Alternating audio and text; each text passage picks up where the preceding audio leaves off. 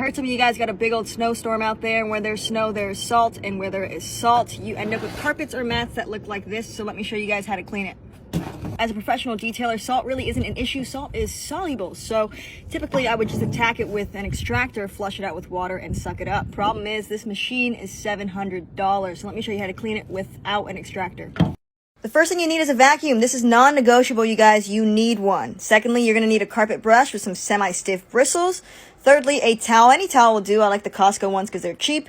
And then finally, Dr. Beasley's salt chisel. Now stay with me on this one. I'm running an experiment. I've got 2 glasses. One is empty. One has salt in it. Both are getting 2 squirts of Dr. Beasley's salt chisel. And then I'm going to put it off to the side. You'll see at the end what I needed those for. Now step 1, you're going to brush the carpet. This is going to break up that salt crust and make your vacuuming more effective.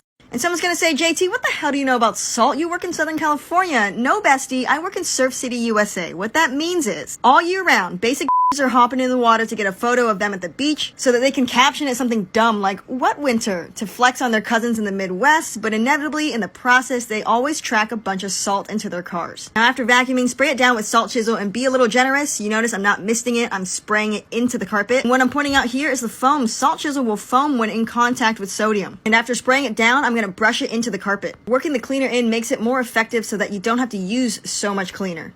And now comes the waiting game. I'm going to let it sit there for about 2 to 3 minutes. I'm letting the cleaner dwell. I'm not rushing it. I'm letting salt chisel break down the salt the way that it's supposed to. And from here, you can take a towel and just wipe it up and call it a day. But me, I'm extra. So of course, I'm going to vacuum before I wipe.